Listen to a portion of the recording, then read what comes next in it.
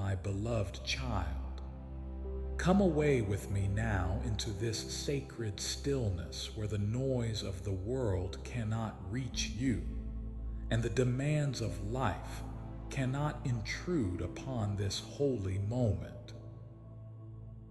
I am calling you by name, the name I whispered over you before the foundation of the world, the name written on the palms of my hands, the name that is precious to me beyond what human language can express.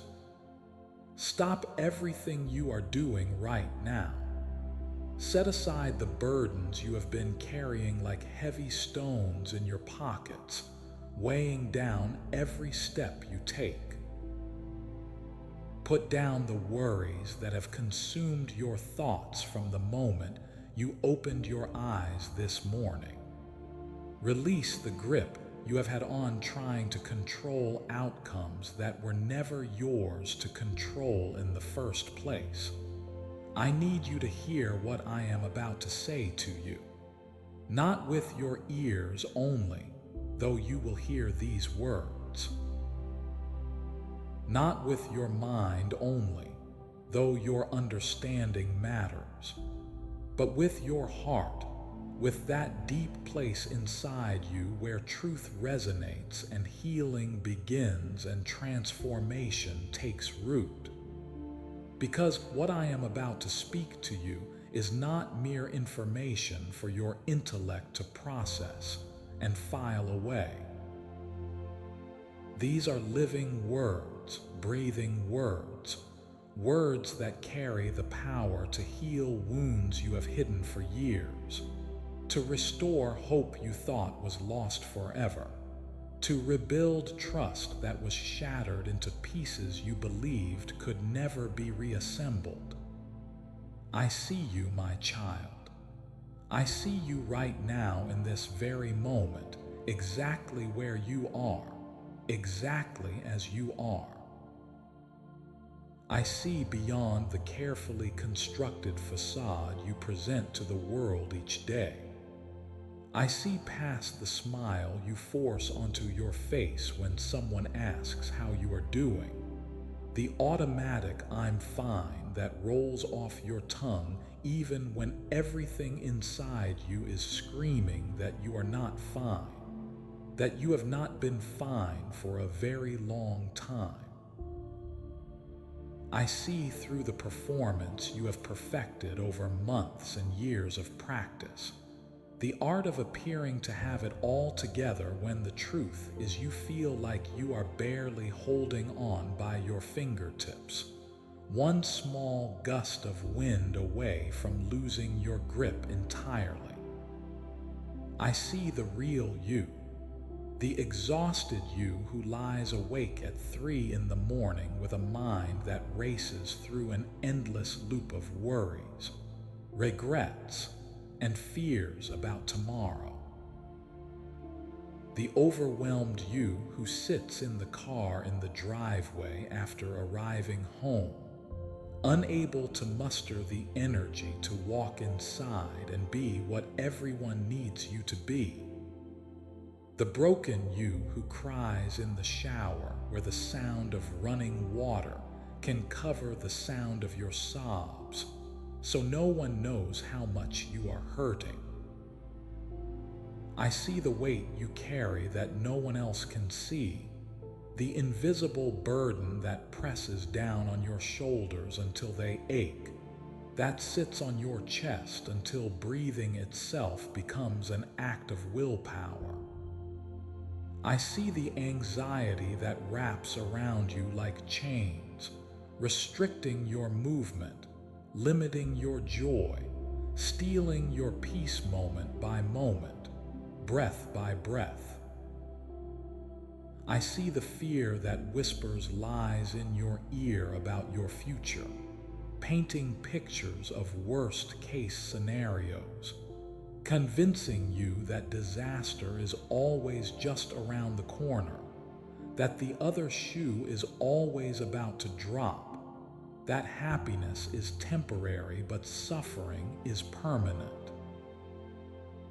I see the sadness that has settled over your life like a gray blanket, muting all the colors, dulling all the flavors, making everything feel flat and lifeless no matter how much you wish you could feel alive again.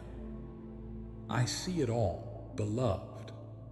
Every hidden tear you have cried in secret, ashamed to let anyone know how much you are struggling. Every silent scream that never made it past your lips because you were afraid of what it would mean if you let it out. Every moment of desperation when you wondered if you could keep going, if you had the strength to face one more day, one more hour, one more minute of this relentless ache.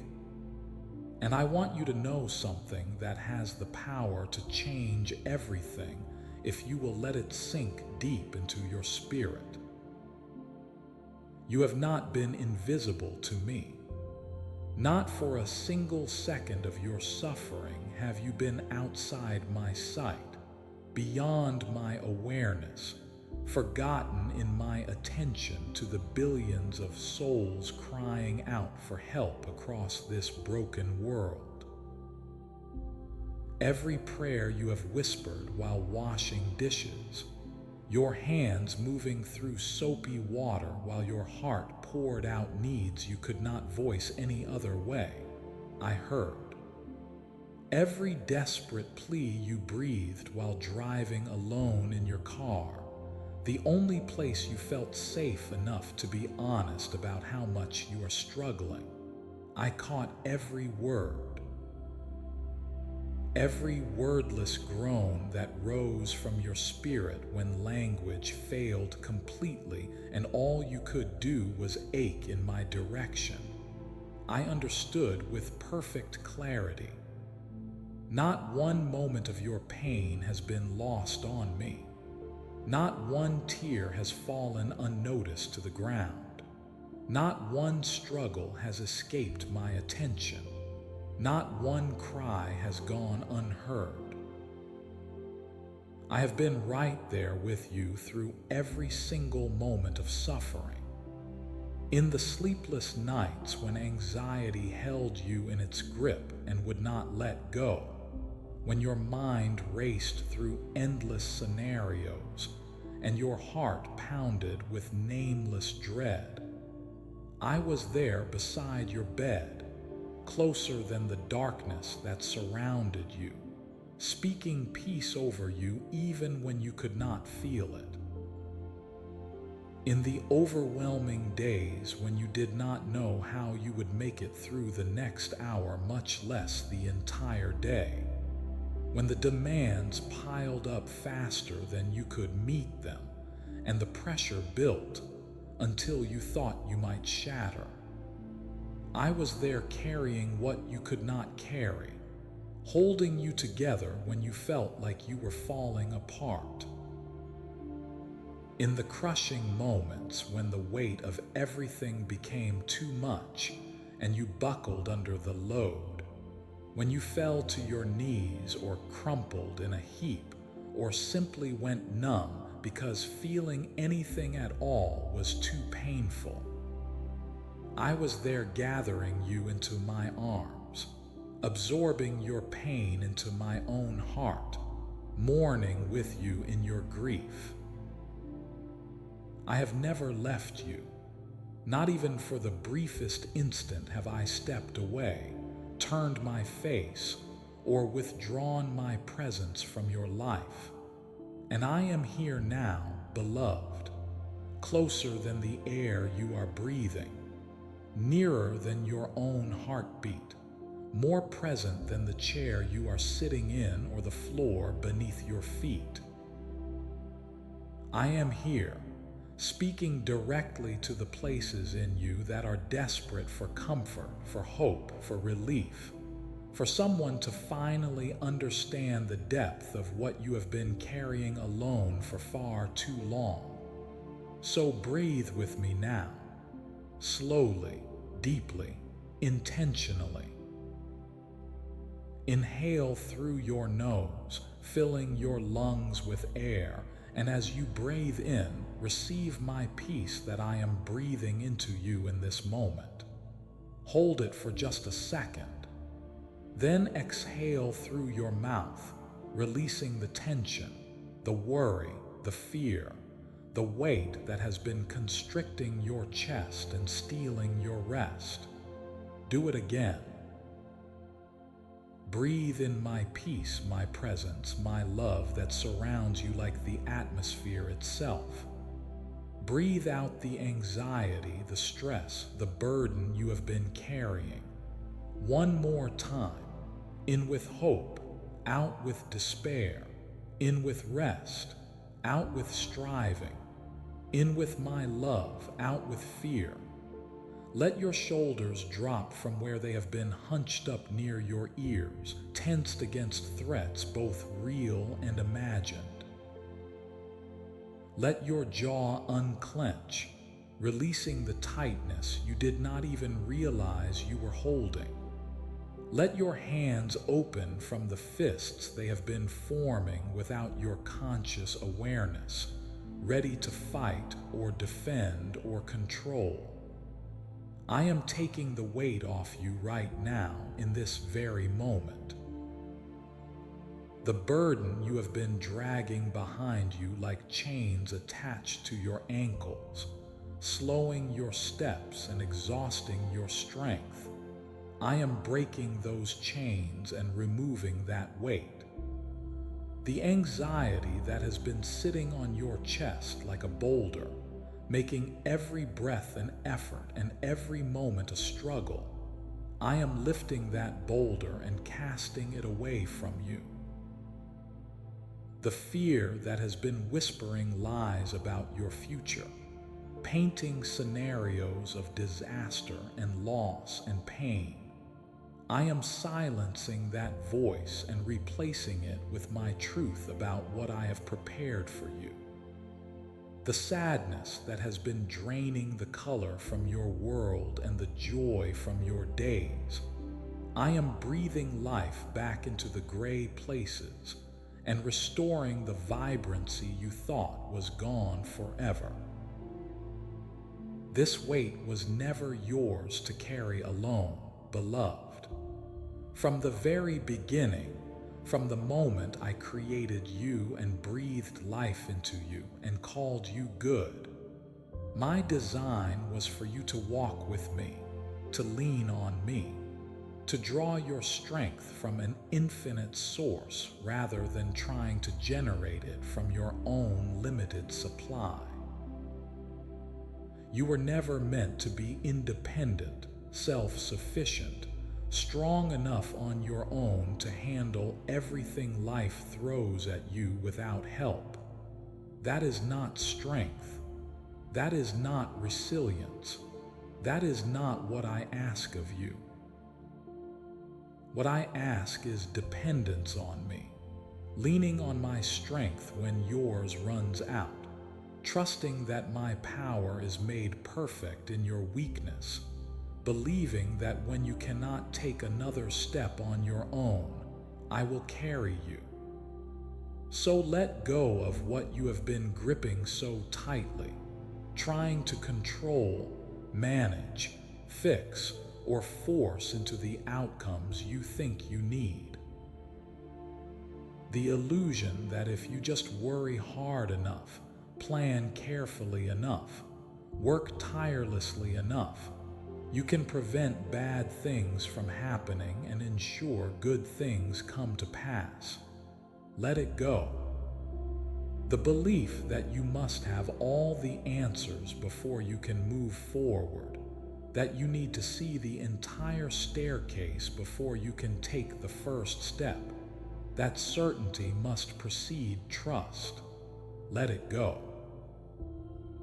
The exhausting effort of trying to be everything to everyone, meeting every need, solving every problem, carrying every burden while neglecting your own heart in the process.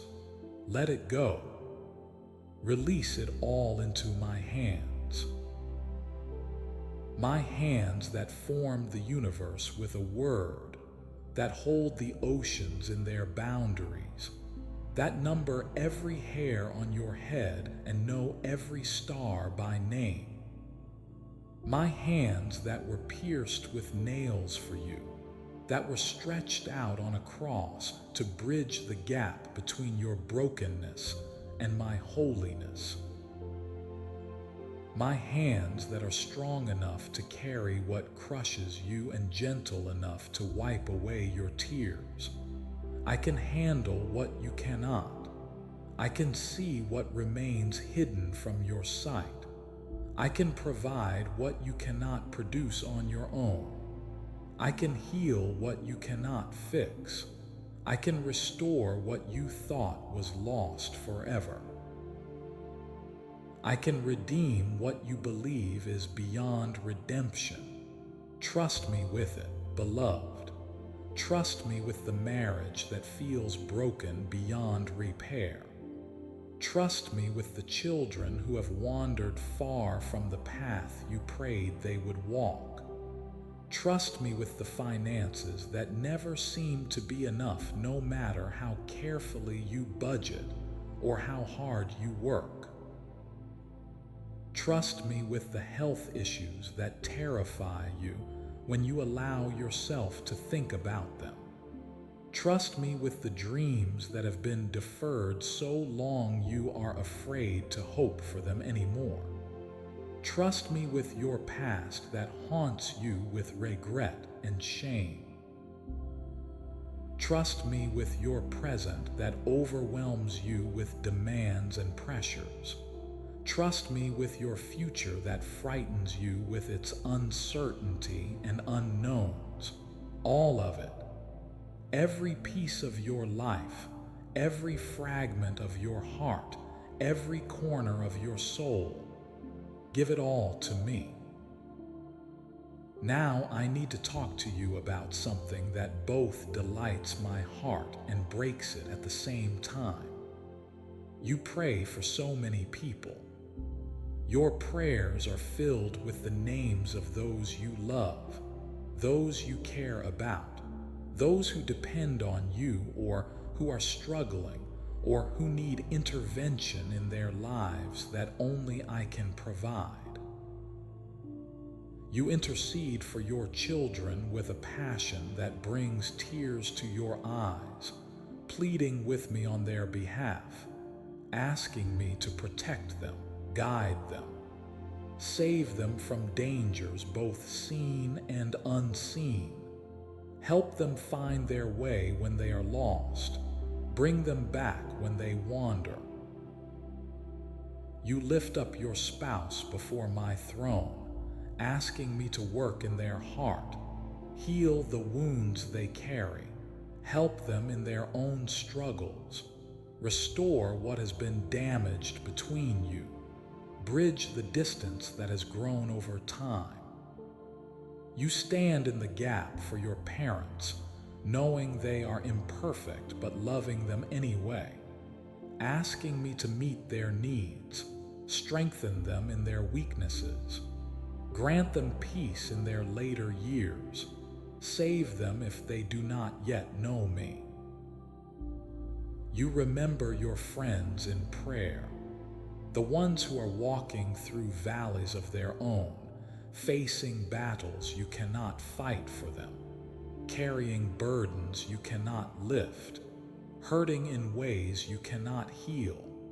And you bring them to me because you know I am the only one who can truly help. You even pray for people you barely know, strangers whose stories touched your heart, acquaintances whose struggles you became aware of, people whose names you might not remember but whose needs you carry before me anyway. And this moves me deeply, beloved. Your compassion reflects my own heart for a broken world. Your willingness to stand in the gap for others demonstrates the kind of selfless love I called my followers to embody. your intercession on behalf of those who cannot pray for themselves, or do not know how to pray, or do not even believe anyone is listening. This is beautiful to me. But I have noticed something that concerns me, something I need to address with tender directness. When it comes to your own needs, you fall silent. When it is time to bring your own struggles before me, you minimize them, dismiss them, push them aside as less important than what others are facing. You tell yourself that your pain is not that bad, that others have it worse, that you should be grateful for what you have instead of asking for more, that you should be strong enough to handle this on your own without bothering me. You make excuses for not praying for yourself with the same passion you pray for others. You say you do not want to be selfish, as if taking care of your own heart is somehow self-centered and wrong. You say others need it more, as if my resources are limited and I must choose between helping you and helping them. You say you should be able to handle this yourself, as if needing me is a sign of weakness rather than wisdom. And so you suffer in silence. You endure alone. You push through exhaustion. You ignore pain that screams for attention. You neglect wounds that desperately need healing. You keep giving from a cup that has been empty for so long you cannot remember what it felt like to be full, pouring out for everyone else while you yourself are parched and dry and desperate for even a few drops of refreshment. And beloved, I need you to hear this clearly, unambiguously, without any room for misunderstanding. Your needs matter to me just as much as anyone else's needs.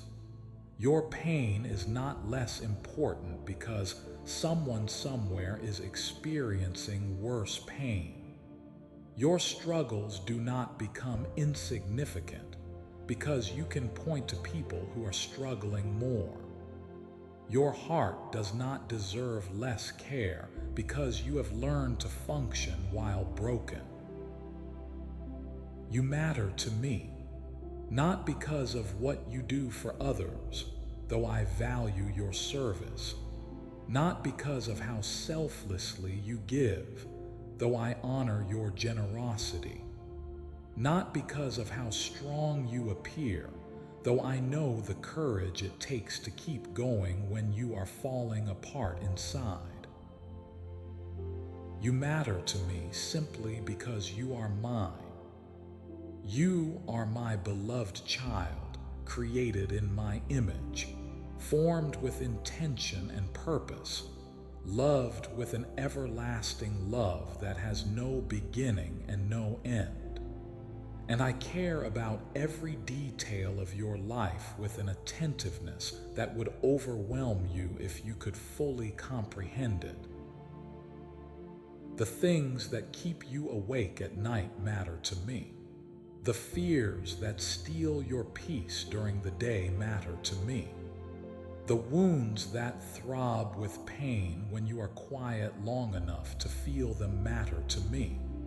The dreams that have died and left aching holes in your heart matter to me. The questions you are afraid to ask out loud matter to me. The doubts you feel guilty about having matter to me. All of it matters because you matter. So I am giving you permission today, permission you should not need but clearly do, to bring your own needs before me with the same urgency, passion, and expectation that you bring the needs of others, to pray for yourself without apologizing for it, to ask for help without feeling guilty about it, To admit you are struggling without minimizing it. To acknowledge you are in pain without comparing it to someone else's pain. To confess you are afraid without being ashamed of your fear. To say out loud that you need me desperately without qualifying it or justifying it or explaining why. This is not selfish, beloved. This is honest. This is healthy. This is necessary. You cannot pour from an empty cup. You cannot give what you do not have.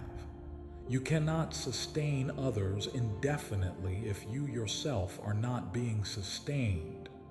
You cannot be a source of strength for everyone else if you are not drawing strength from me. So tell me what you need right now, not what you think you should need based on what sounds appropriately spiritual. Not what you believe you are supposed to need based on what you hear other people pray for. Not what you imagine you would need if you were a better, stronger, more faithful Christian. Tell me what you actually, genuinely, desperately need in this moment. Do you need rest? Real rest, deep rest. The kind of soul-restoring rest that goes far beyond sleep and addresses the exhaustion that has seeped into your very bones. Tell me, do you need financial provision?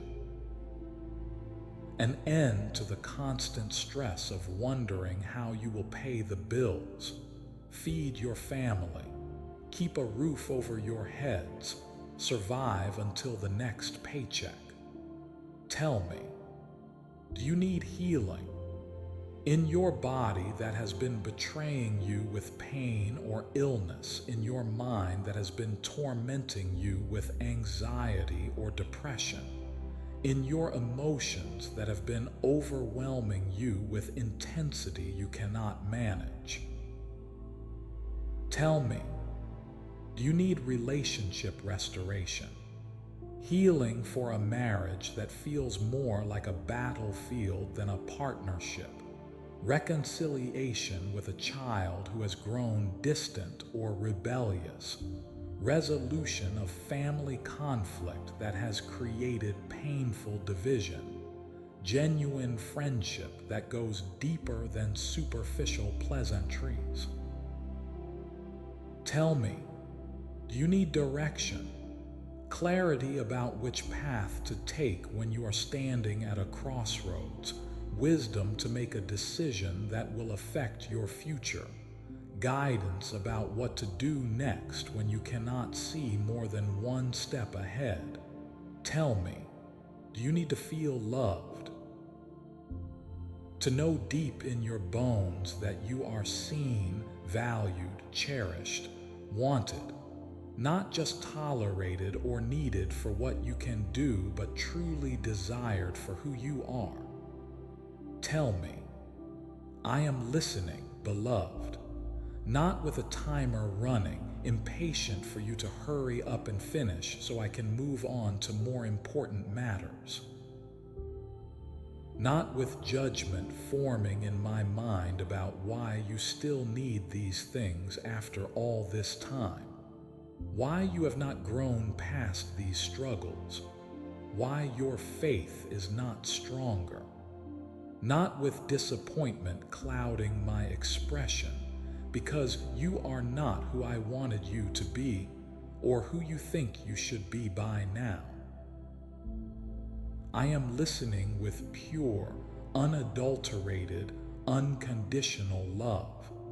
The kind of love that has no agenda except your wholeness.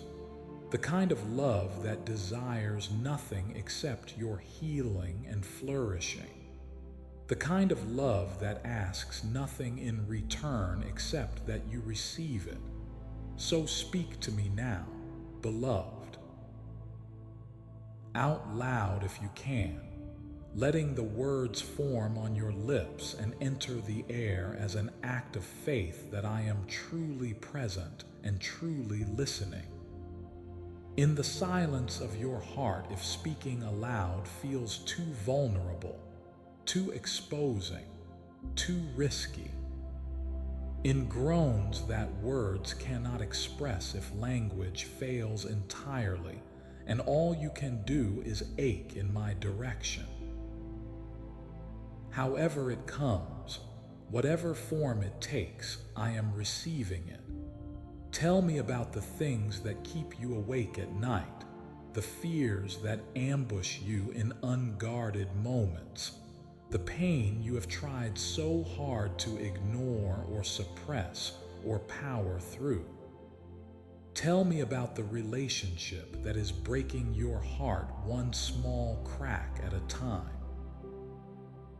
Tell me about the financial pressure that makes it hard to breathe.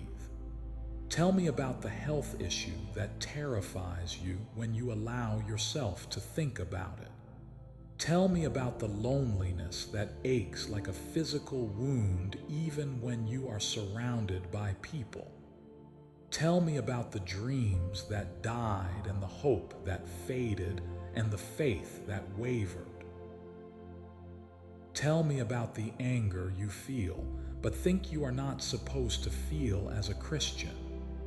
Tell me about the doubts that plague you, but you are afraid to voice.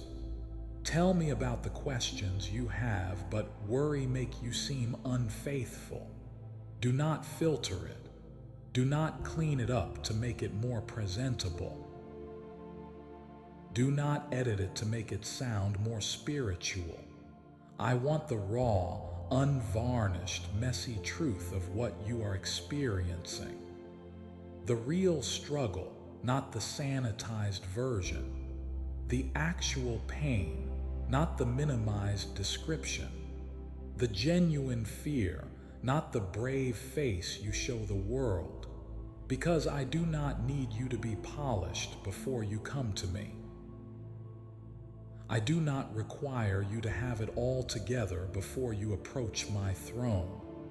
I do not expect you to clean yourself up and get your act together before you can receive my help.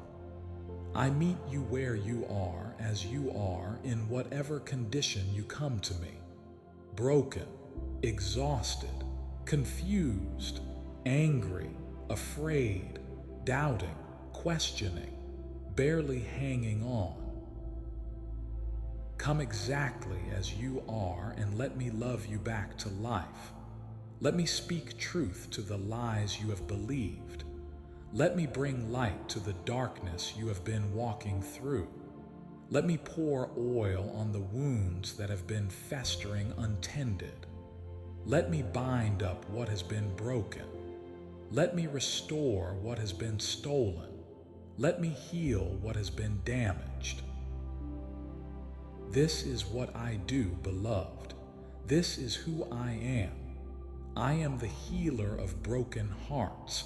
I am the lifter of heavy burdens. I am the giver of rest to the weary. I am the provider for those in need. I am the comforter of those who mourn. I am the hope of those who despair. And I am all of this for you right now in this moment. Not someday in the future when you finally deserve it or earn it or become worthy of it. Now, because you already have my full love, my complete acceptance, my total commitment, not because of anything you have done or will do, but because of who I am and what I have done. I chose you. I pursued you. I gave everything for you.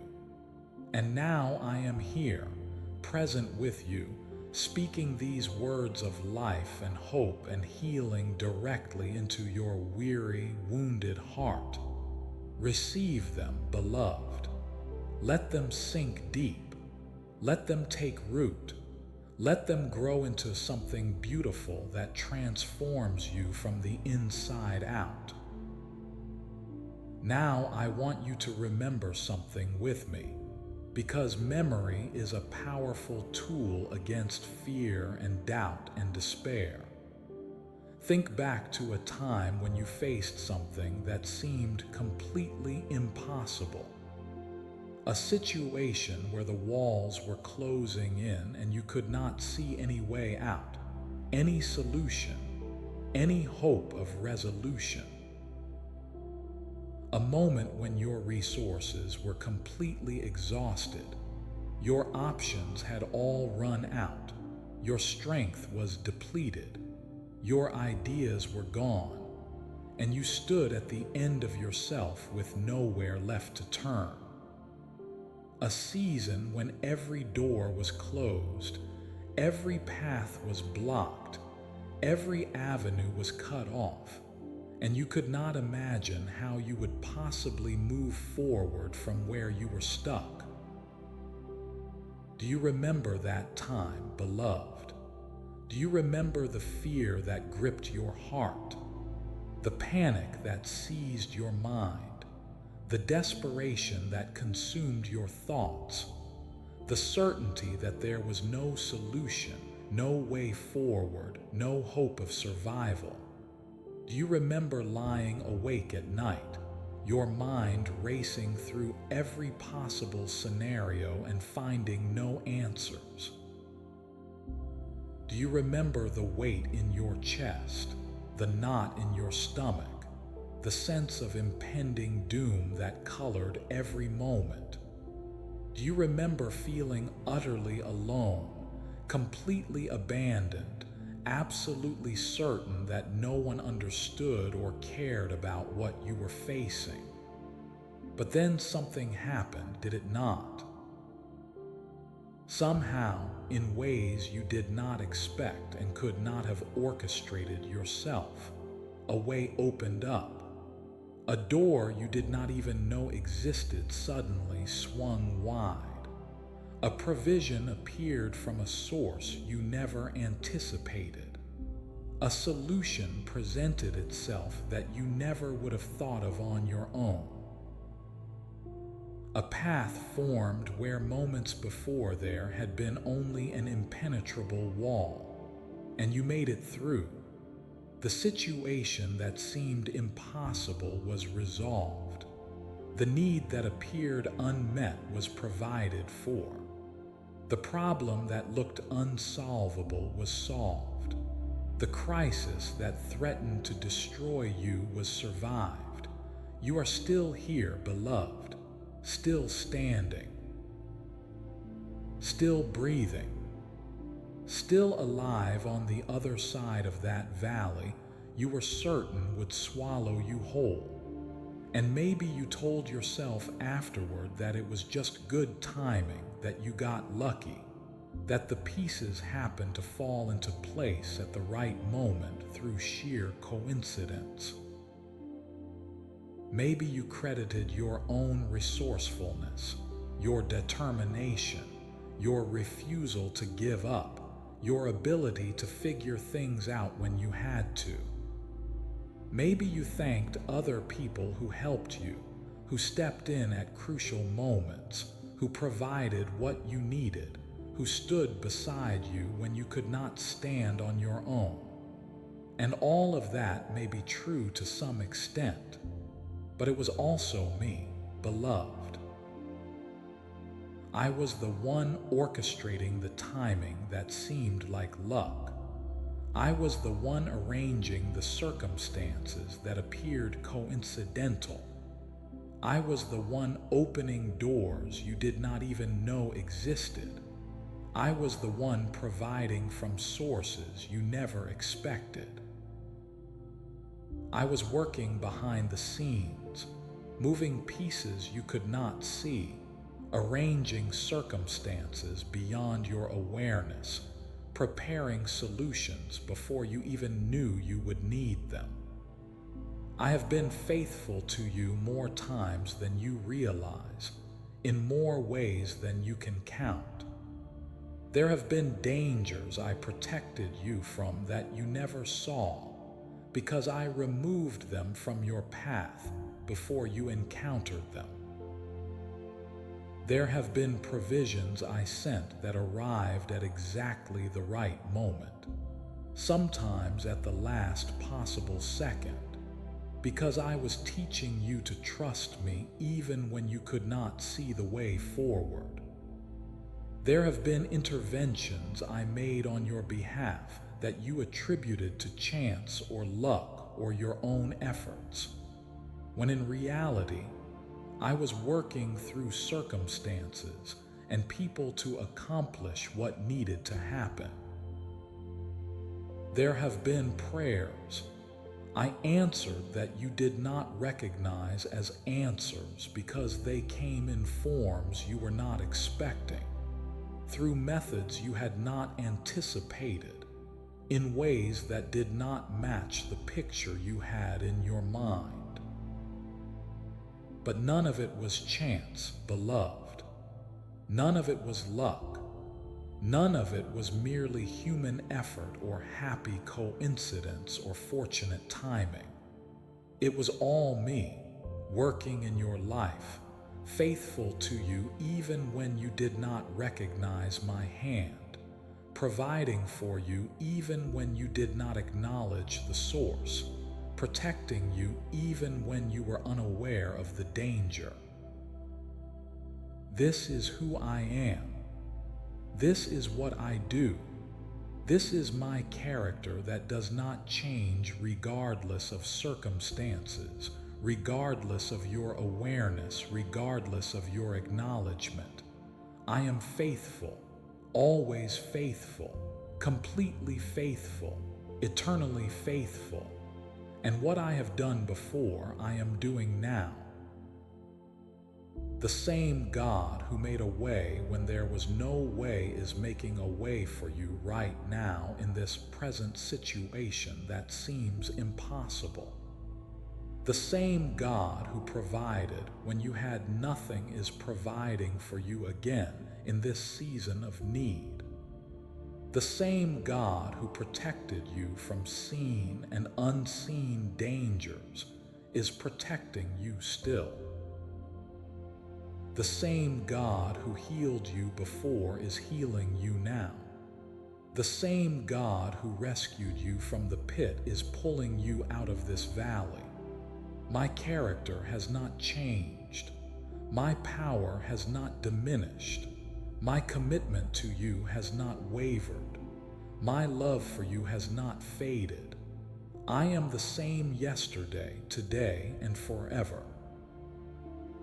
So when fear whispers that this time is different, that this situation is too big even for me, that you have finally encountered a problem I cannot solve, that is a lie. When anxiety screams that you will not survive this, that it will destroy you, that there is no hope and no help and no way forward, that is a lie. When despair suggests that I have abandoned you, forgotten you, given up on you, turned my attention elsewhere to more important people with more significant problems, that is a lie. I need you to speak back to those lies with the truth of my character proven through my faithfulness in your past. Say it out loud if you can. My God has never failed me. He has a track record of faithfulness in my life. He has proven himself trustworthy again and again. What he did before, he will do again. What he provided then, he will provide now. How he rescued me previously, he will rescue me currently. He is the same God, and he will come through once more. This is not empty positive thinking or wishful hoping or denial of reality. This is faith built on the solid foundation of proven reliability. This is trust rooted in evidence, not blind belief in the face of contradictory facts. This is confidence based on history, on track record, on demonstrated faithfulness over time. You have evidence, beloved. You have proof in your own life that I am who I say I am and I do what I promise to do. So stand on that evidence when everything else is shaking. Build on that foundation when the storms come. Trust in my character when circumstances seem to contradict it. I will prove myself faithful again.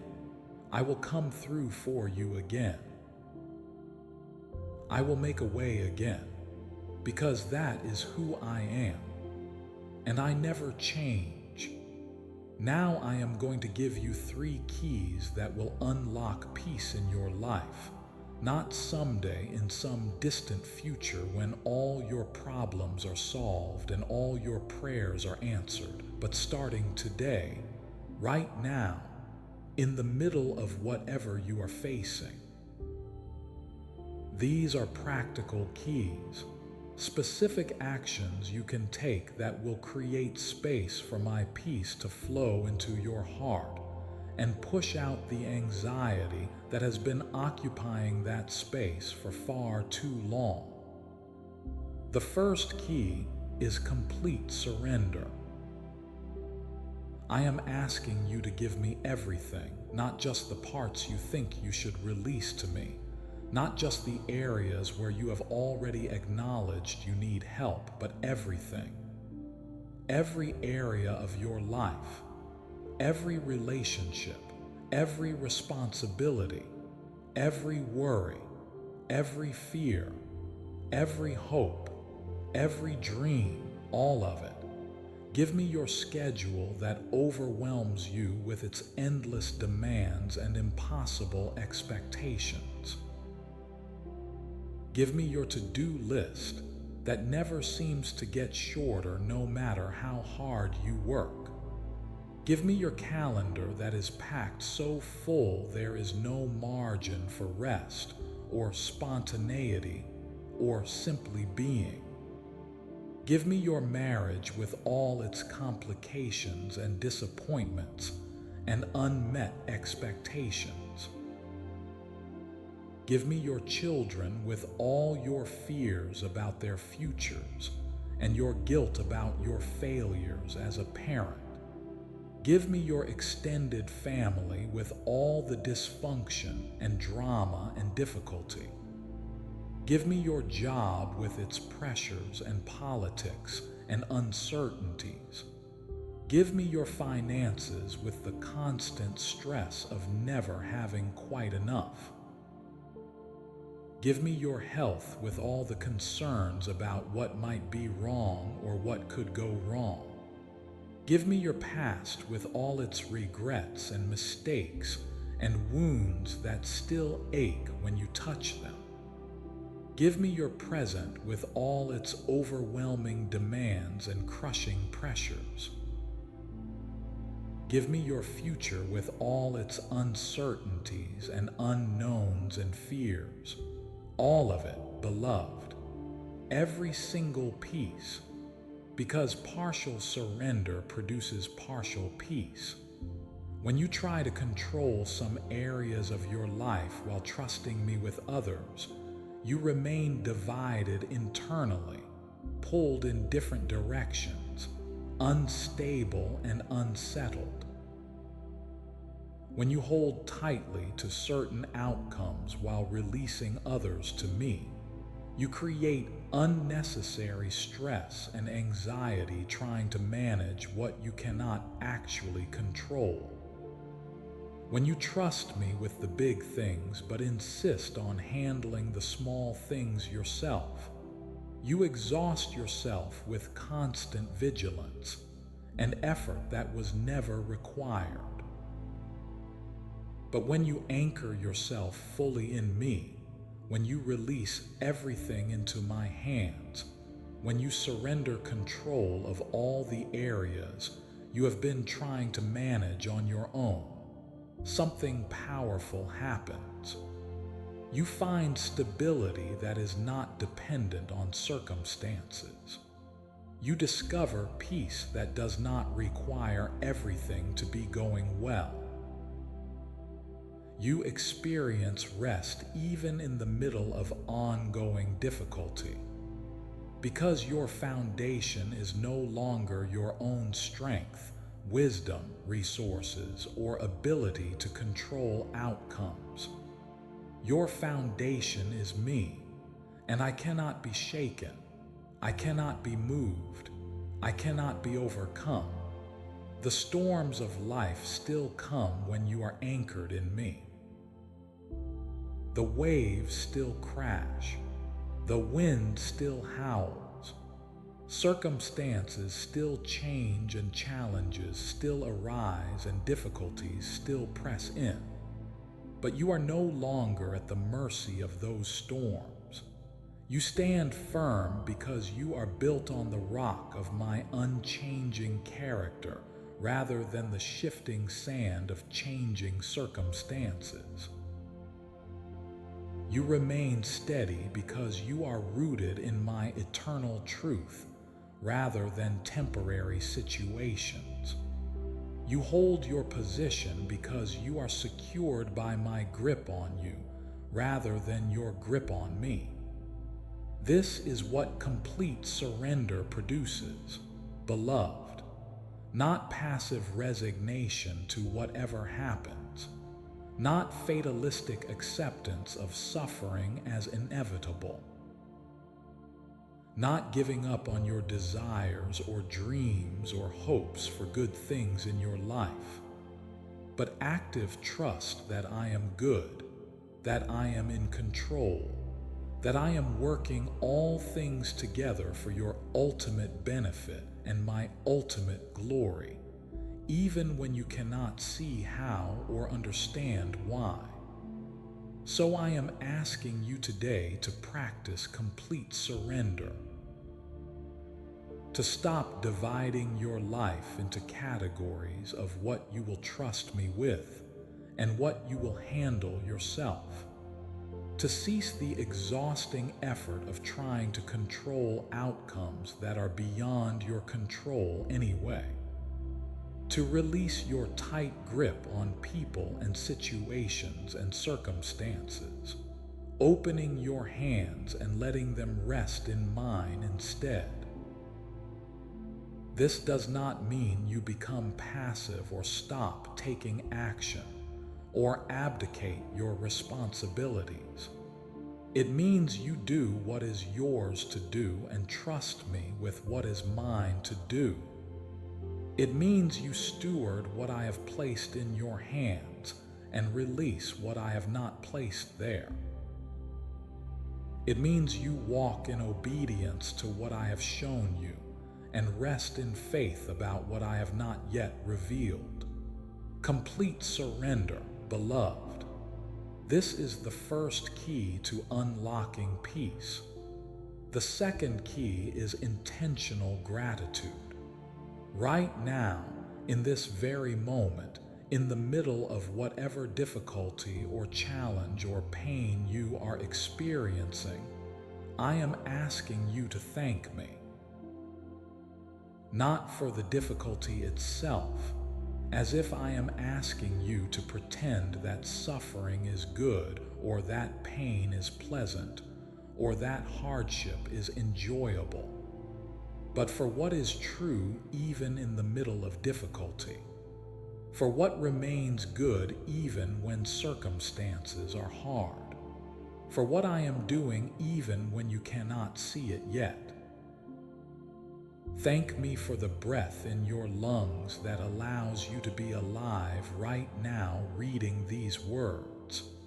Thank me for the mind that can comprehend these truths even when it feels foggy with exhaustion or overwhelmed with worry. Thank me for the heart that still beats with hope, buried underneath the layers of disappointment and doubt.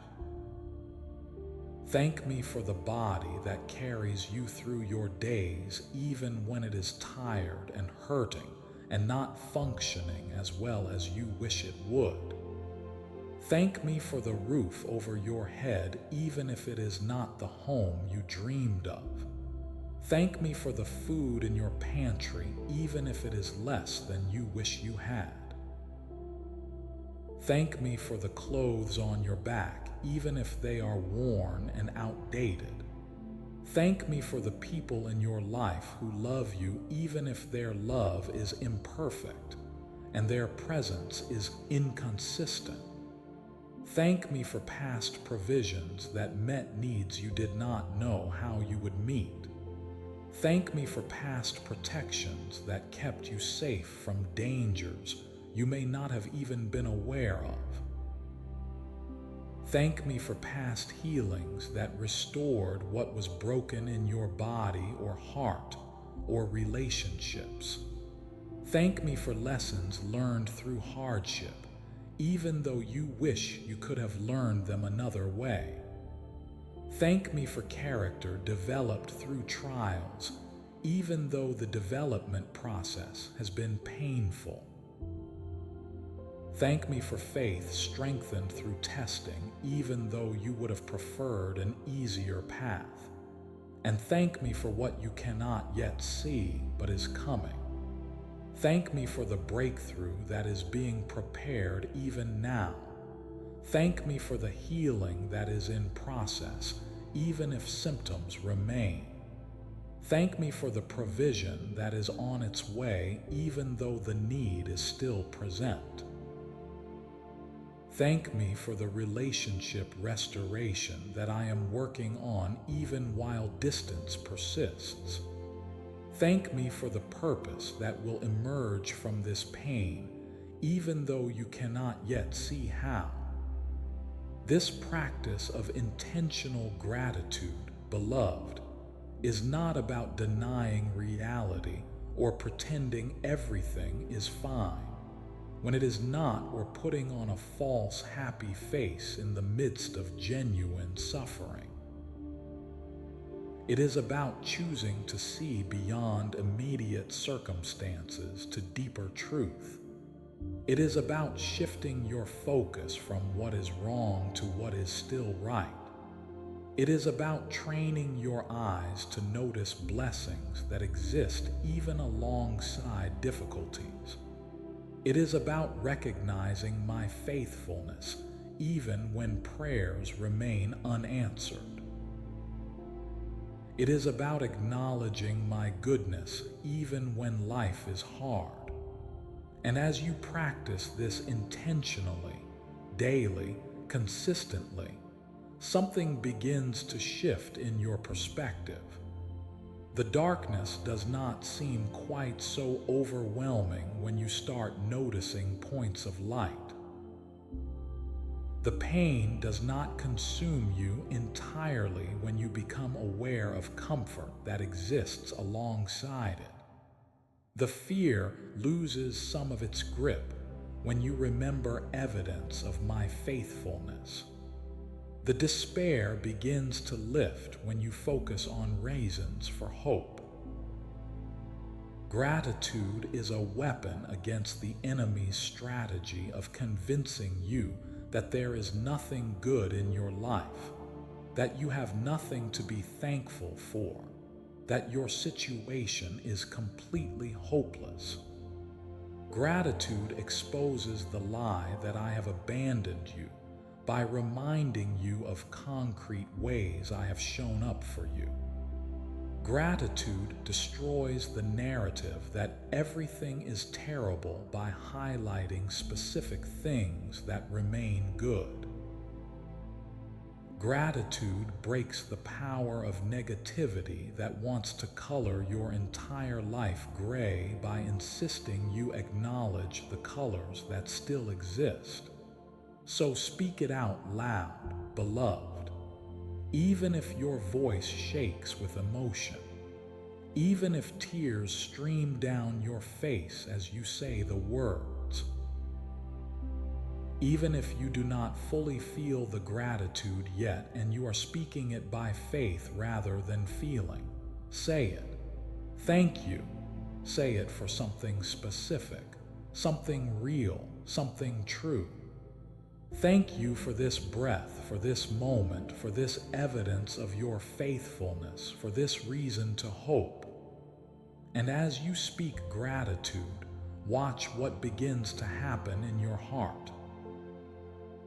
The weight begins to feel lighter. The darkness begins to seem less absolute. The despair begins to lose its paralyzing grip, not because circumstances have changed, but because your perspective has shifted. Not because problems have been solved, but because you have remembered that problems are not the whole story.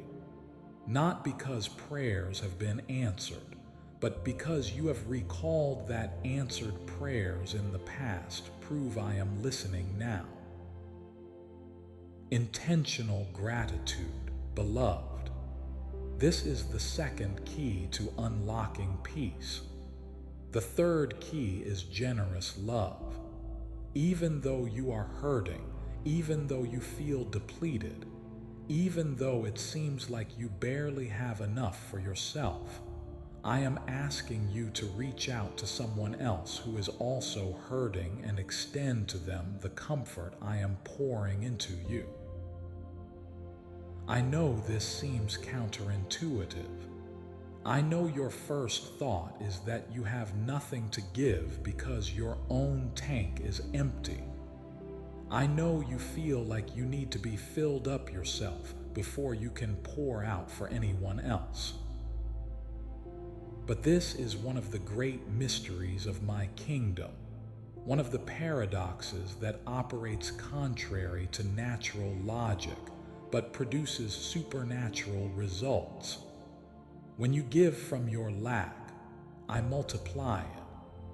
When you extend comfort to others while you yourself are still in need of comfort, you receive more of my comfort than you would have otherwise. When you serve from your emptiness, I fill you up in the process of serving. This is not manipulation or a transaction where you give in order to get. This is the spiritual principle I established, where love multiplies when it is shared and withers when it is hoarded. So I am asking you today to look around with my eyes and see who is hurting, who is wearing a mask of strength while crumbling inside, who is smiling through tears they hide from everyone else, who is functioning on the outside while dying on the inside, who is desperately lonely even though they are surrounded by people, who is carrying burdens they feel they cannot share with anyone. You will recognize them, beloved, because you will see in them the same pain you carry in yourself, the same exhaustion in their eyes that you see in your own mirror, the same forced smile that you have perfected, the same heaviness in their shoulders that you feel in yours. And when you recognize them, reach out, not with advice because they do not need you to fix their problems, not with judgment because they do not need you to evaluate whether their pain is legitimate, not with platitudes because they do not need you to offer empty religious phrases that ring hollow, but with presence, with genuine care, with authentic connection. Send a text that says, I have been thinking about you and I just wanted you to know you are not alone in what you are facing. Make a phone call that says, I do not have answers, but I have time to listen if you need someone to talk to. Sit with them in their pain without trying to rush them through it or minimize it or fix it. Just be there. Be my hands that reach out to touch them. Be my voice that speaks comfort and truth. Be my heart that feels their pain alongside them. Be my presence that reminds them they are not alone. And as you do this, as you give away the comfort I am giving you, you will discover something remarkable. There is always more comfort, more grace, more strength, more peace, more love, because my supply is infinite and inexhaustible. I am not a limited resource that gets depleted when you draw from me. I am an endless fountain that flows more abundantly the more you come to drink. So when you pour out what I have poured into you, there is always more to receive. When you extend grace to others, you experience more of my grace yourself. When you offer comfort to someone else, you receive deeper comfort in your own heart. When you share the hope I have given you, that hope becomes more firmly established in your own soul. This is the mystery of the kingdom, beloved. We rise by lifting others. We heal by helping others heal. We find purpose by serving others. We receive by giving. We are filled by pouring out. So do not wait until you feel completely whole before you reach out to someone else who is broken. Do not wait until you have it all together before you extend grace to someone who is falling apart. Do not wait until you are strong before you offer strength to someone who is weak. Give from your brokenness. Serve from your weakness. Love from your pain. And watch how I multiply it, both in their life and in yours. These 3 keys, beloved, complete surrender, intentional gratitude, and generous love, they work together to create a life where peace can flourish even in the midst of difficulty. They do not eliminate your problems or solve all your challenges or remove all your pain. But they shift your foundation from circumstances to me, from what you can control to what I am doing, from your limited strength to my unlimited power. And that shift makes all the difference. So commit to practicing these 3 keys starting today. Not perfectly, because perfection is not the goal and has never been my requirement, but consistently, faithfully, intentionally. Surrender everything to me each morning, releasing your grip on what you cannot control anyway. Practice gratitude throughout your day, training your eyes to see blessings alongside burdens. Extend love to others as I give you opportunities, sharing the comfort I am pouring into you. And watch what I do in your life as you walk out these simple but powerful practices. Now I need to address something very specific, something that has been weighing heavily on your heart, keeping you awake at night, consuming your thoughts during the day. That prayer you prayed last week. The one in the darkness when sleep would not come, and you finally gave up trying, getting out of bed to kneel on the floor and pour out your heart to me. The one you could barely get through because emotion kept choking off your words and tears kept blurring your vision. The one where you laid out your desperate need, your impossible situation, your urgent request for intervention. The one you thought might not have even reached me because the silence afterward felt so heavy, so complete, so final. I heard it, beloved. Every single word. every broken syllable that you struggled to speak through tears, every sob that interrupted your sentences, every groan that came from too deep for words when language failed entirely. I heard it all, and it moved me deeply.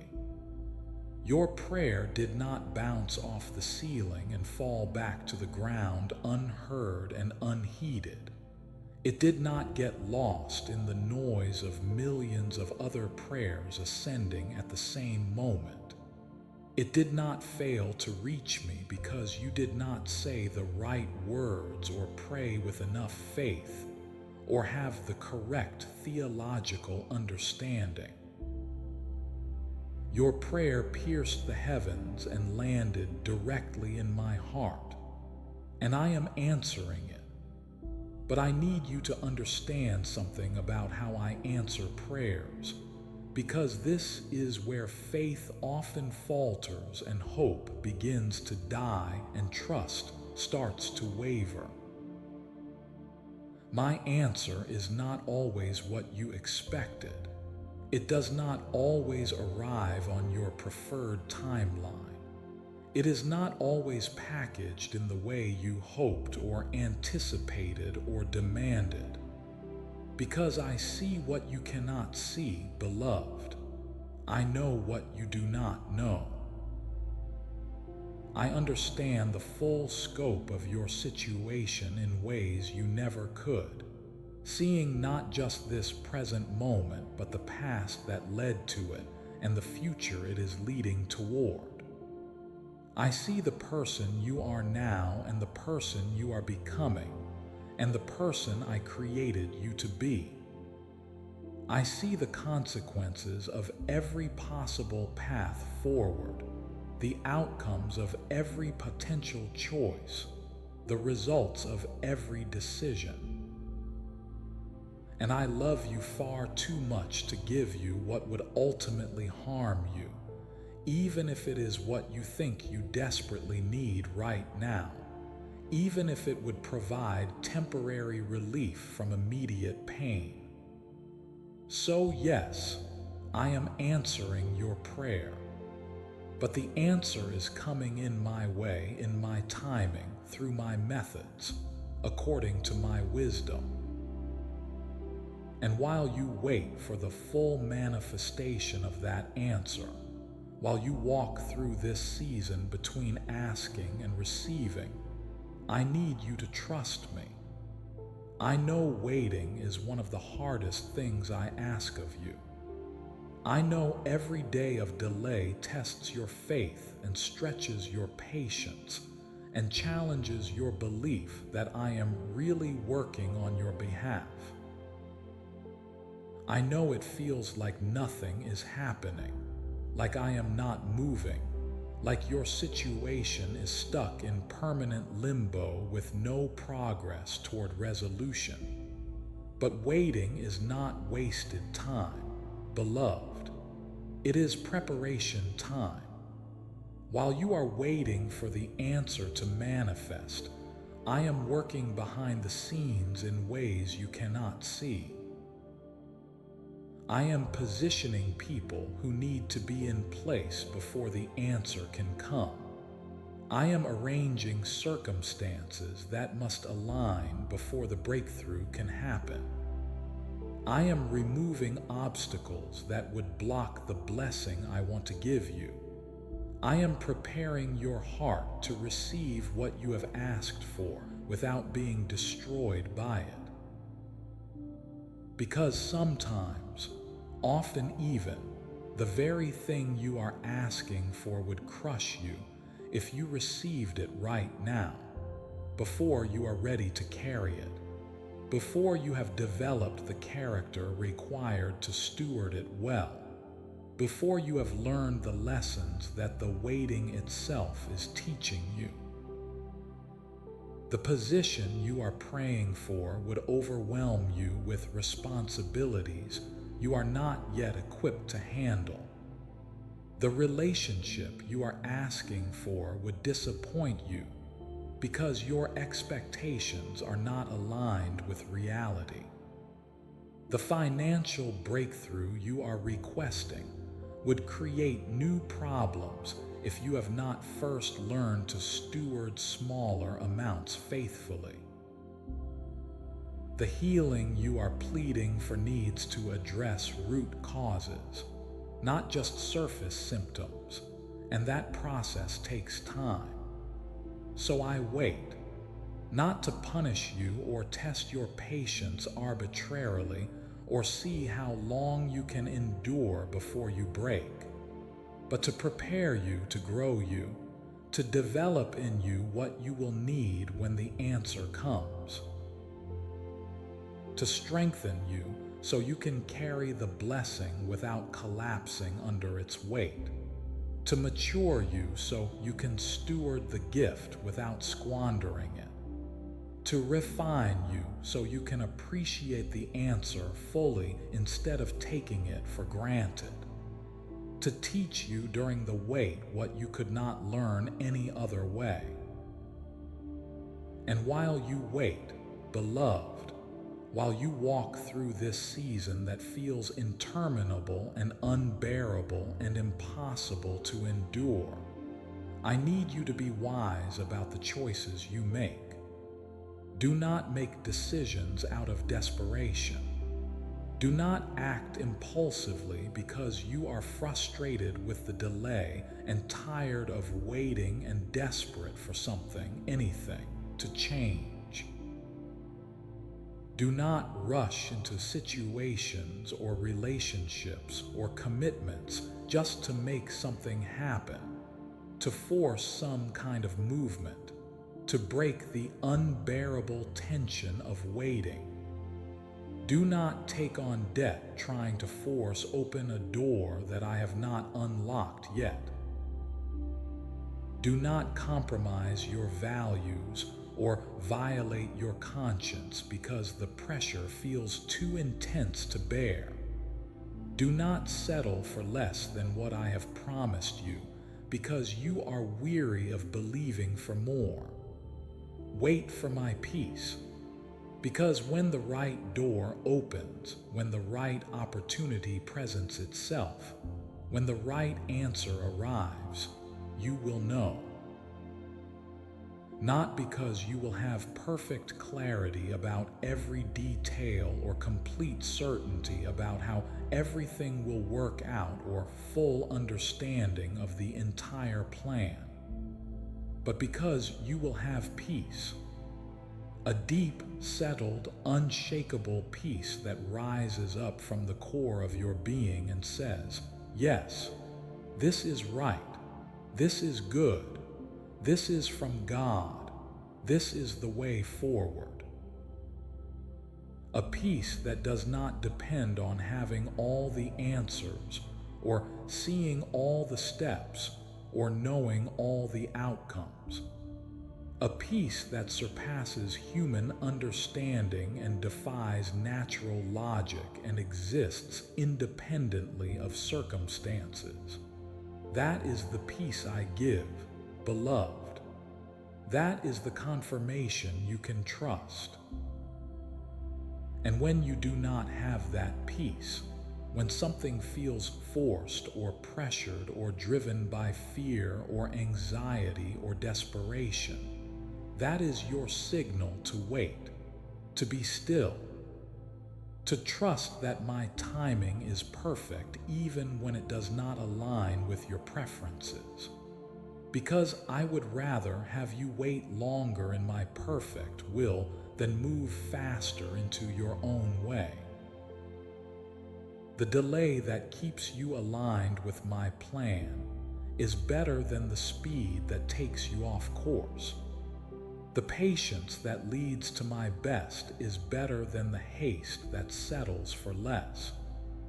The waiting that results in my perfect timing is better than the rushing that creates problems and complications and consequences you will spend years untangling.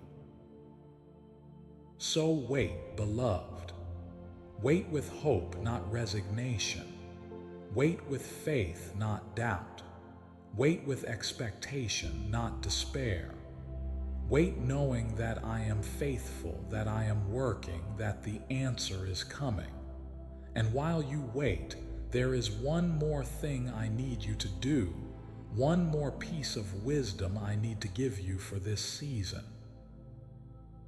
Guard your heart. Guard your dreams. Guard your vision.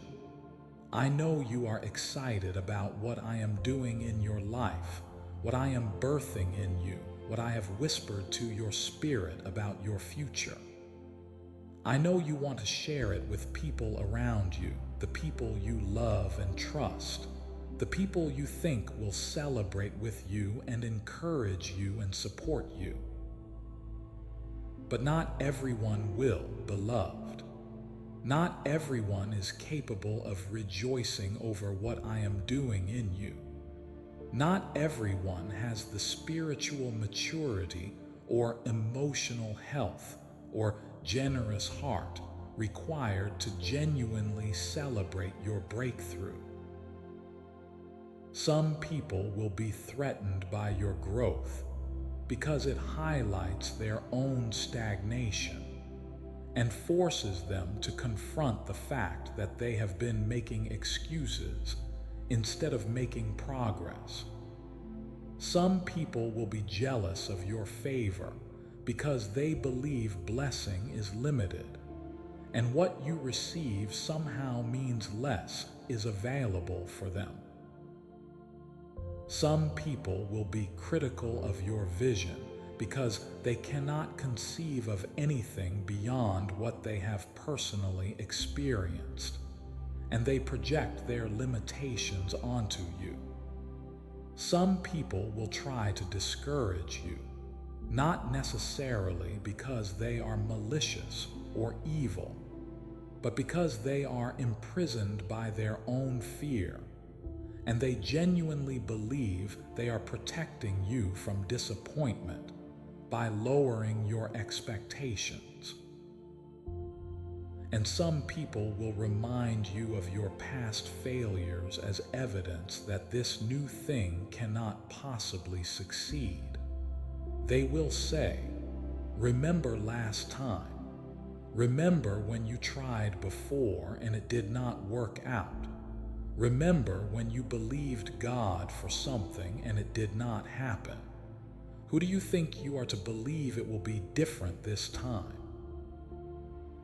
And if you are not careful, if you share your tender new vision with people who cannot honor it, their words will plant seeds of doubt that will grow into weeds, choking out the very thing I am trying to cultivate in your heart. So, I am telling you today with tender firmness, guard what I am doing in your life. Do not cast your pearls before swine who will trample them and then turn and attack you. Do not share your sacred vision with people who do not have the capacity to treat it as sacred.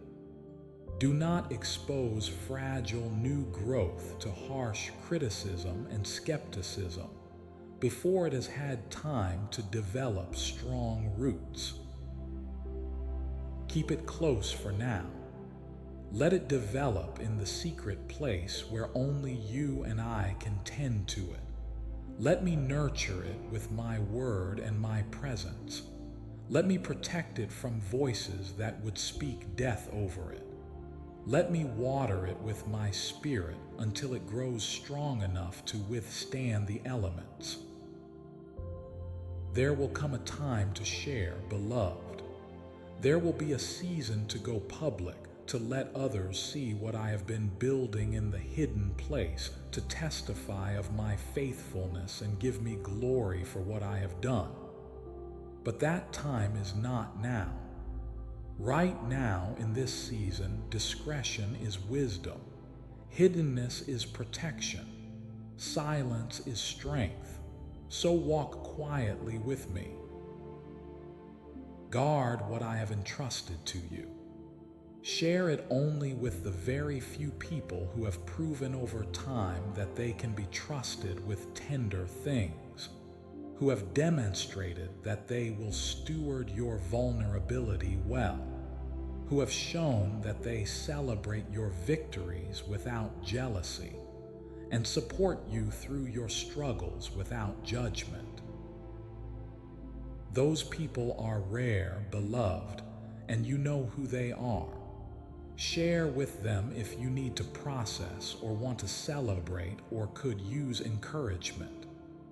But for everyone else, for now, keep it close. Let your relationship with me be the primary place where your dreams are spoken and your vision is developed and your future is discussed. And trust that I am protecting what I am building in you from forces that would try to destroy it before it has a chance to fully form. Now, I need to speak to something that goes even deeper than your current circumstances, deeper than the immediate struggles you are facing, deeper than the present pain you are walking through. I need to address the wounds from your past, the things that were done to you that were not your fault, that you did not deserve, that you had no control over. The words that were spoken over you by people who should have known better, words that shaped your self-image in damaging ways, words that you believed about yourself for years or even decades. The experiences that taught you the world is not safe, that people cannot be trusted, that love always comes with conditions and costs and eventually leaves. I know what happened to you, beloved. Every detail, every moment, every wound. I know who hurt you, what they did when it happened, how it affected you. I know what was stolen from you: innocence, trust, joy, hope, the ability to believe good things about yourself. I know what was broken in you: your heart, your spirit, your capacity to connect, your willingness to be vulnerable. And I was there through all of it, not as a distant observer in heaven, watching with detached interest from far away. I was right there beside you, feeling every bit of pain as if it were my own, because in a very real sense it was. When they spoke those cruel words, I heard them and my heart broke for you. When they violated your trust, I felt the betrayal cut through you. When they abandoned you, I stayed and I held you even though you could not feel my presence through the overwhelming pain. I was there, beloved. Through every moment of suffering, I was there. And I want you to know something that has the power to begin healing wounds you thought would ache forever. What they said about you was not true. The names they called you were lies. The labels they put on you were false. The identity they tried to force on you was not who you really are, because they were speaking from their own brokenness, their own woundedness, their own unhealed pain. Hurt people, beloved. And the cruelty they showed you, the damage they inflicted, the wounds they caused, all of that had far more to do with what was wrong with them than it ever had to do with who you actually are. You are not what they said you were. You are not stupid, worthless, ugly, unwanted, too much, not enough, a mistake, a burden, unlovable, or any other lie they spoke over you. You are who I say you are, and I say you are beloved. I say you are chosen, selected before the foundation of the world to be mine. I say you are precious, valuable beyond measure, worth more than all the treasures of earth combined. I say you are wanted, desired, pursued by a God who left heaven to come find you. I say you are beautiful, created in my image, reflecting my glory in unique ways no one else can. I say you are forgiven, cleansed, made new, given a fresh start regardless of what you have done or what has been done to you. I say you are mine, and nothing that was done to you, nothing that was said about you, nothing that was taken from you can change that fundamental, unalterable, eternal truth. You belong to me. You always have. You always will. So I am asking you today to begin the process of letting go. Not of the memory. I am not asking you to pretend it never happened or to gaslight yourself into believing the abuse was not real. The wounds were real. The pain was valid. The damage was significant. I am not minimizing any of that, but I am asking you to let go of the power you have given those experiences over your present and your future. Let go of the anger that has been eating away at you from the inside, consuming your peace and your joy and your ability to fully engage with life. Let go of the bitterness that has been poisoning your relationships, making it impossible for you to trust anyone fully or love anyone without reservation. Let go of the resentment that has been taking up space in your heart that could be occupied by better things. Let go of the need for revenge, for vindication, for them to finally understand what they did to you and how much it hurt and how wrong they were. Let go of the fantasy that if you just hold onto the hurt tightly enough, somehow justice will be served, or they will be punished, or you will feel better. Because unforgiveness is not hurting them, beloved. It is hurting you. It is like drinking poison and expecting the other person to die. It is a prison you have built for yourself, thinking you are locking them in, but you are the one trapped behind bars of your own making. So release them, not because they deserve forgiveness, many of them do not because what they did was acceptable, it absolutely was not because you are excusing their behavior or minimizing the damage or pretending it did not matter. None of that is true, but because you deserve freedom. You deserve to live without the constant weight of bitterness dragging you down. You deserve to experience joy without the shadow of resentment darkening every good moment.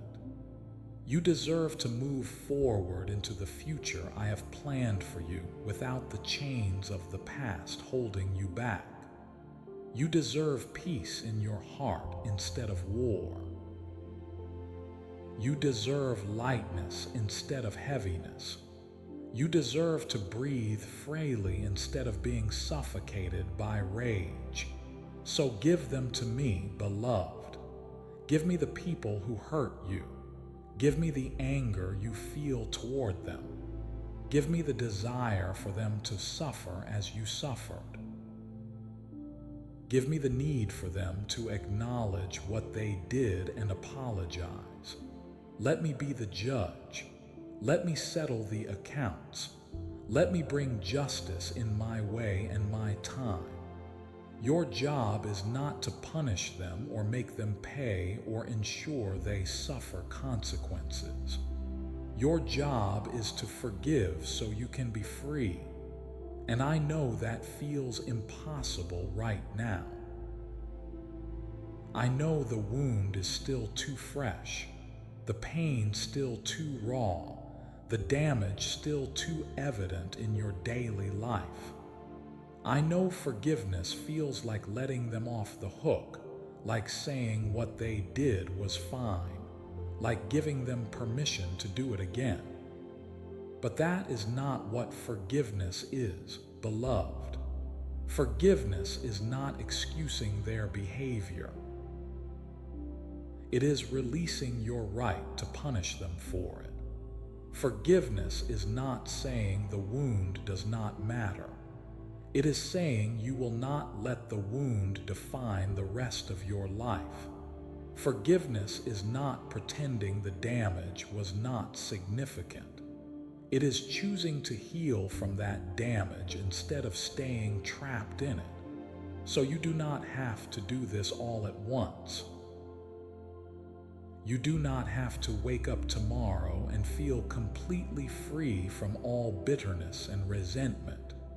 You just have to take one small step toward forgiveness today, and then another small step tomorrow, and another the day after that.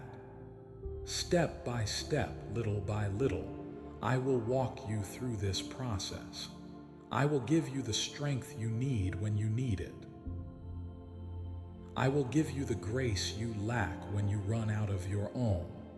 I will give you my perspective when you get stuck in your own pain. And slowly, gradually, over time, you will find that the weight becomes lighter.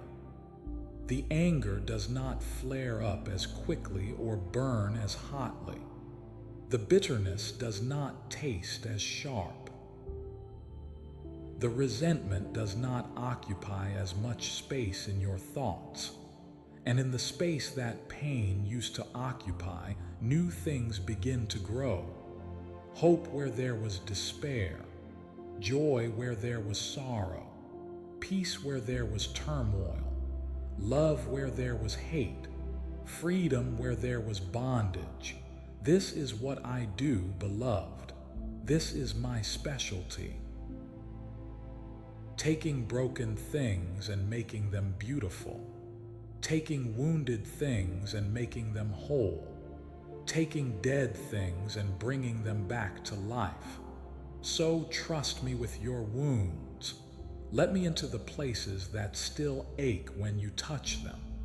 Let me heal what you thought would hurt forever. I am gentle with your pain, beloved. I am patient with your process.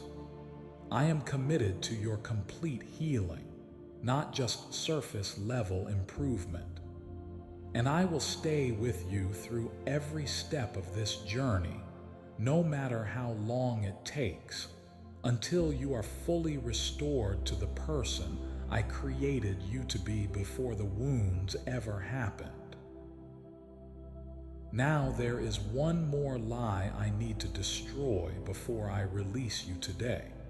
One more deception that has been tormenting you and stealing your peace and keeping you trapped in cycles of shame and guilt. The lie that you are being punished. I know you have wondered, beloved, if the difficulties in your life are somehow divine payback for your past mistakes. If the hardships are cosmic justice for your failures. If the struggles are my way of making you suffer for your sins. I know you look at your circumstances and think, this must be what I deserve for all the things I have done wrong, all the ways I have failed, all the times I have disappointed God. I know you have connected dots between choices you made and consequences you are facing and concluded that I am punishing you, that this is my wrath being poured out on you, that this is what happens when you mess up and God is angry. But beloved, that is not true. That is not who I am. That is not how I operate. Yes, there are consequences to choices. Yes, sin causes damage in our lives and in the lives of others. Yes, we live in a fallen world where actions have results and decisions have outcomes. But I am not sitting in heaven with a ledger, tallying up your failures, calculating what punishment you deserve, deciding how to make you pay for every mistake. That is not the heart of a loving Father. That is the imagination of the enemy who wants you to believe that I am just like the harsh, critical, punitive people in your life who kept score and never forgot your failures and made you earn love through performance. But I am nothing like them. Jesus already took the punishment for your sin. Every single one. Every mistake you made before you knew me. Every failure you have committed since you became mine. Every sin you will commit in the future that I already know about. He bore it all on the cross, absorbed it all into himself, paid the full price so that there is nothing left for you to pay. When he cried out, "It is finished," he meant it. The debt was paid in full. The punishment was completed. The wrath was satisfied. There is no punishment left for you, beloved. None. Zero. The account is closed, marked paid in full by the blood of Jesus. So what you are experiencing now, whatever difficulties you are facing, they are not divine punishment for your past mistakes. They are not my wrath being poured out on you. They are not evidence that I am angry with you or disappointed in you or making you suffer for your sins. What you are experiencing is life in a fallen world where bad things happen, where people make destructive choices, where systems are broken, where the consequences of humanity's collective sin affect everyone. Sometimes you face difficulties because of your own choices, yes. And there are natural consequences to decisions that I allow to play out, because that is how you learn and grow. Sometimes you face difficulties because of other people's choices, because we live in a world where free will means people can hurt each other and make selfish decisions that affect innocent parties. Sometimes you face difficulties for no reason you can identify, simply because we live in a world broken by sin, where sickness and accidents and tragedies happen to people who do not deserve them. But none of it is punishment from me. None of it is my anger toward you. None of it is payback for your failures. And here is what you need to know, beloved. Here is the truth that will set you free from the lie of punishment. I am taking even the consequences of your past mistakes and redeeming them. I am taking even the difficulties you are facing and using them for your ultimate good. I am taking even the pain that sin has caused in your life and transforming it into something beautiful. Nothing is wasted with me, not your failures, not your detours, not your mistakes, not your darkest moments.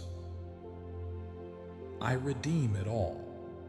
I am the God who brings beauty from ashes, who turns mourning into dancing, who transforms graves into gardens. And I am doing that in your life right now, even if you cannot see it yet. The pain you have walked through is preparing you to comfort others who will walk through similar pain. The failures you have experienced are teaching you compassion for others who fail. The struggles you have faced are developing in you a depth of character that could not be forged any other way.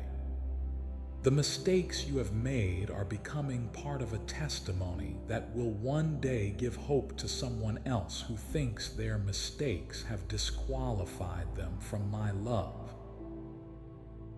Your mess is becoming your message. Your test is becoming your testimony. Your pain is becoming your purpose. This is what I do, beloved. This is who I am. The Redeemer who wastes nothing, who uses everything, who brings good even out of evil.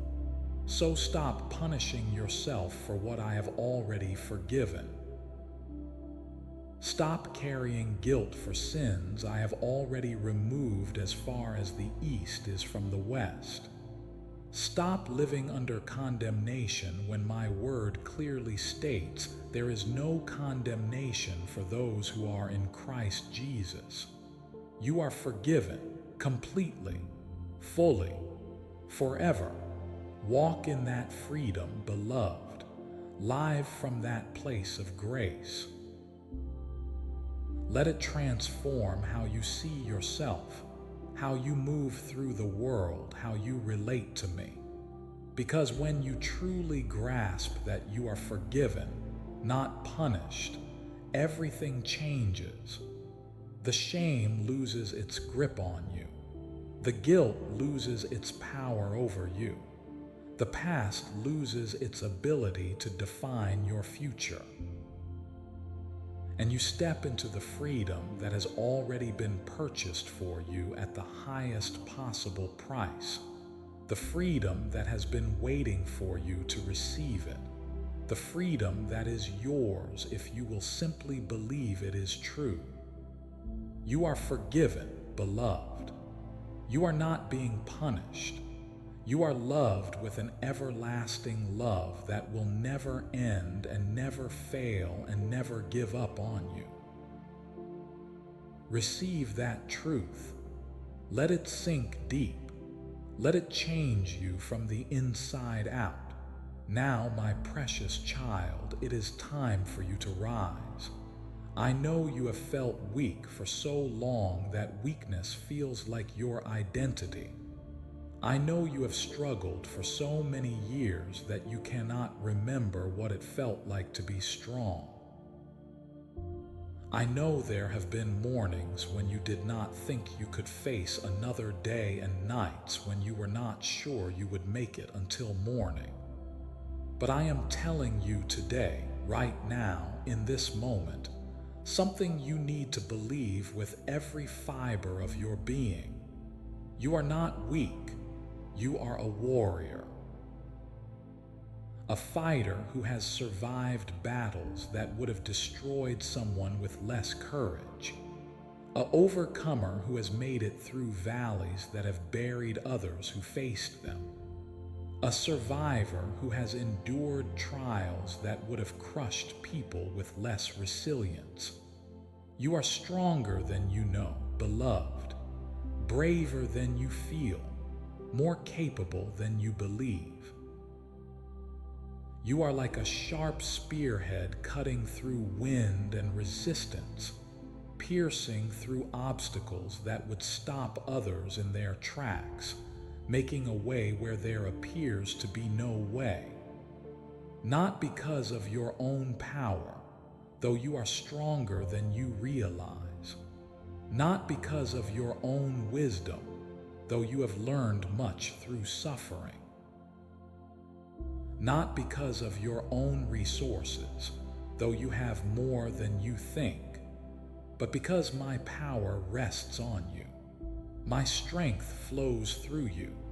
My courage rises up in you when your own is depleted. My wisdom guides you when you do not know which way to turn. My resources are available to you when yours run out. And my power is unlimited, undiminished, unstoppable. The enemies that have surrounded you fear that whispers lies about your future, anxiety that steals your peace, depression that drains the color from your world, doubt that questions everything, despair that tells you to give up. They may seem overwhelming from your perspective, but from mine they are nothing.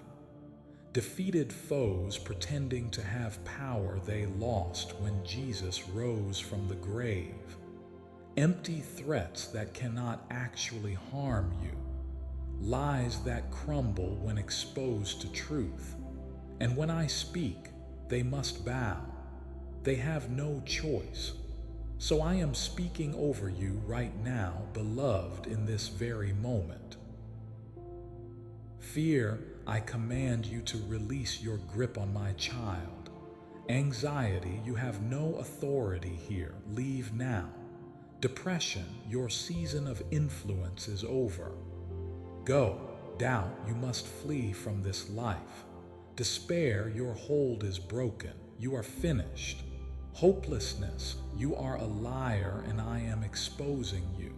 Depart. I am declaring freedom over your mind right now, beloved. Freedom from the racing thoughts that keep you awake. Freedom from the worst-case scenarios that play on repeat. Freedom from the lies that tell you nothing will ever change. I am speaking peace over your emotions. Peace that stills the storm inside you. Peace that quiets the chaos in your heart. Peace that surpasses all understanding and makes no logical sense given your circumstances, but exists anyway because it comes from me, not from your situation. I am commanding breakthrough over your circumstances. Breakthrough in the areas that have been stuck for years. Breakthrough in the situations that seem impossible. Breakthrough in the places where you have given up hope. I am releasing provision over your finances. Provision that comes from unexpected sources. Provision that arrives at exactly the right time. Provision that exceeds what you asked for. I am pronouncing healing over your body. Healing that restores what has been damaged. Healing that removes what should not be there. Healing that strengthens what has been weak. I am establishing purpose over your future. Purpose that gives meaning to your pain. Purpose that uses your story to help others. Purpose that makes everything you have walked through worthwhile. Receive this, beloved, not someday, not eventually. Now, let my words sink deeper than any lie you have believed. Let them take root in the soil of your spirit and grow into unshakable conviction. Let them become more real to you than what you see with your eyes or feel in your body or hear in the voices around you. Because my truth is greater than your circumstances. My reality is more solid than temporary situations. And when you stand on my truth, when you build your life on my word, your circumstances must eventually shift to align with it. The mountains in your path are already crumbling, beloved. You may not see the movement yet, but the foundation is cracking, the structure is weakening, and soon the entire obstacle will collapse into dust at your feet. The giants that have intimidated you are already falling. You may not see them on the ground yet, but they have been struck a fatal blow. They are losing their balance, and their defeat is certain and imminent.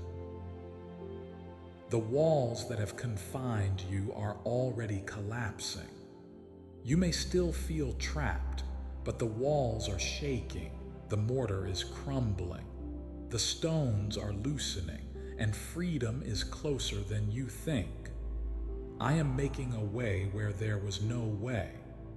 I am opening doors that no human hand can shut. I am bringing provision from sources you never imagined.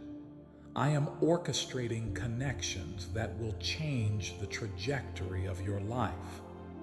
I am positioning you for breakthrough that will leave you in awe of my faithfulness. And you are going to walk through it, beloved, not someday in some distant future.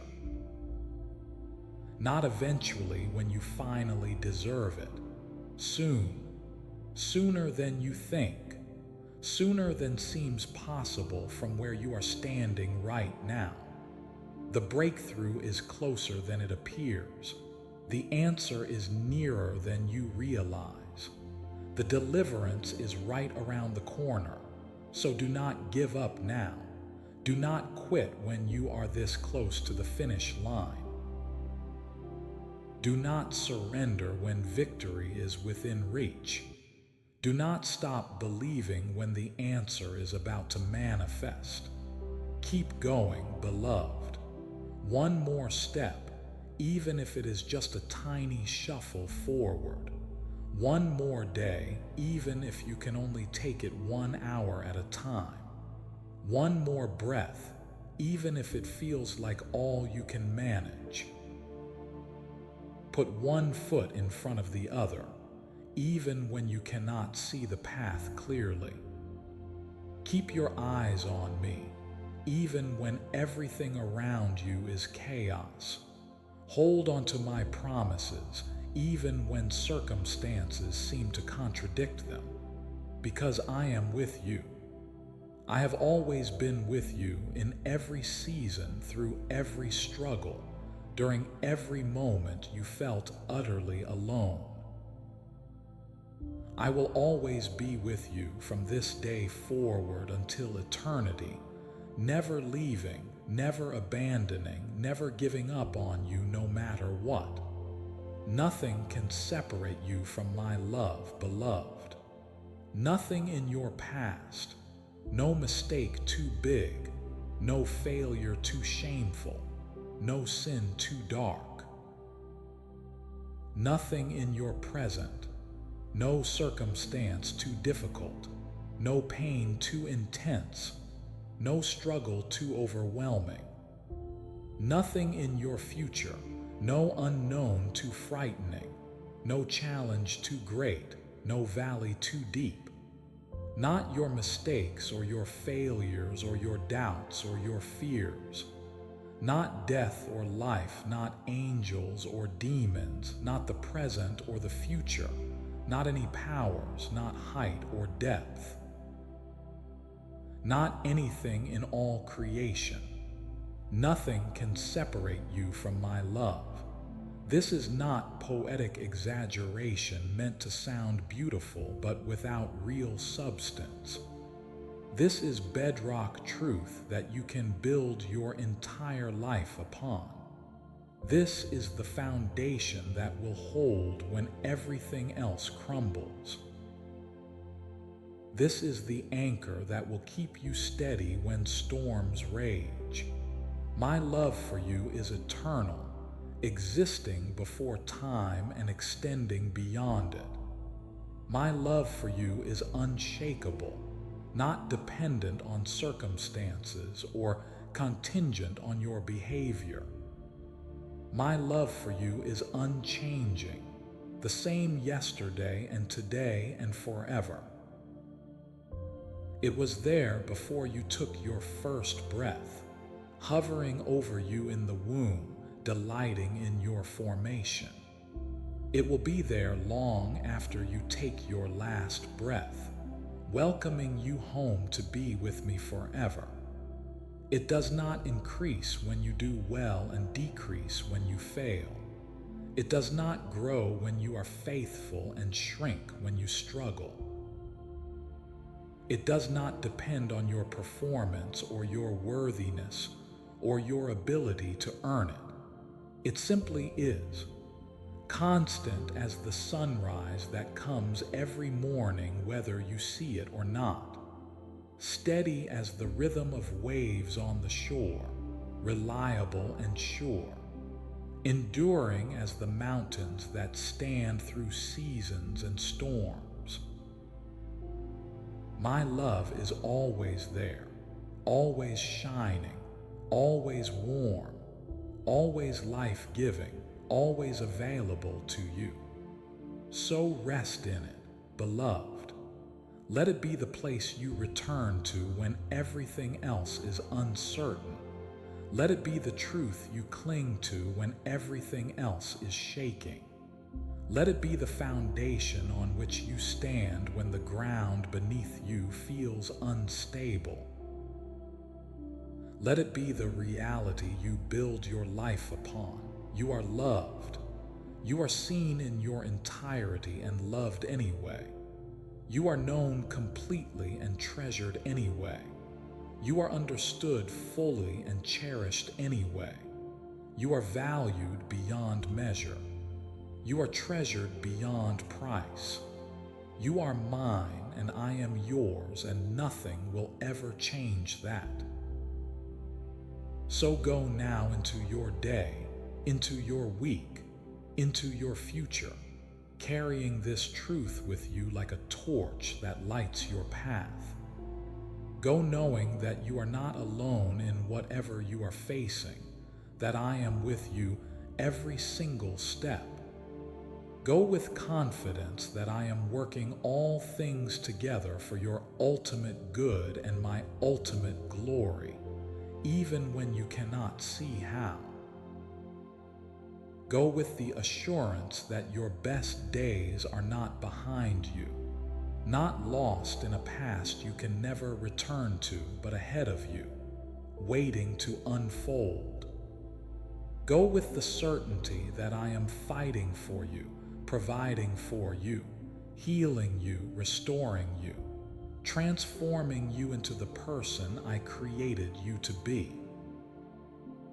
You are going to make it through this valley you are walking through, not barely surviving, limping across the finish line broken and defeated, but thriving, growing, being transformed by what you are walking through. You are going to overcome this obstacle that seems insurmountable, not by your own strength, which would never be enough, but by my power working through you, making you capable of far more than you ever imagined. You are going to see my goodness in the land of the living, not just in heaven someday, though that is certain, but here, now, in this life, in tangible ways that will leave you in awe. And one day, beloved, you will look back on this season and testify of my faithfulness. You will tell others how I carried you when you could not take another step on your own. You will share how I provided when there seemed to be no possible way. You will declare how I healed what seemed broken beyond any hope of repair. You will proclaim how I restored what the enemy had stolen and you thought was lost forever. And your story will give hope to someone else who is walking through their own dark valley right now, wondering if they will survive, questioning if it is worth it to keep going. Your testimony will strengthen someone else who is facing their own impossible giant, feeling small and weak and certain they will be defeated.